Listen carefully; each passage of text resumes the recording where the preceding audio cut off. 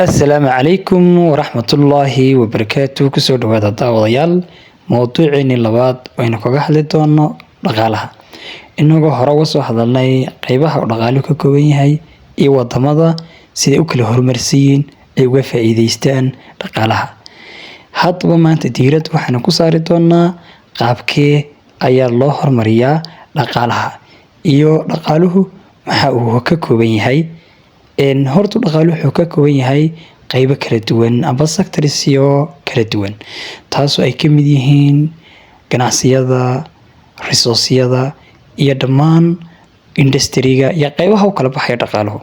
Haddaba inagu diiradda waxaan saari doonaa dhaqaalaha marka laga sheekeynayo waxa weeyaan resource waa khayraad. Resource khayraad weeyaan.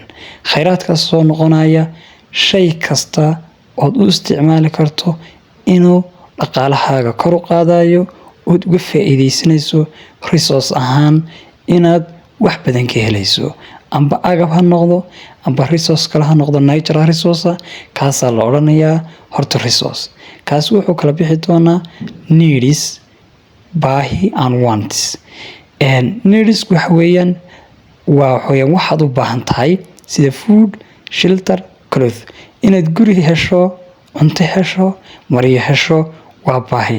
Sidoo kale wantsna waa luxury amba waxyaabo luxury-ga ee dheeriga ee soo raacaya.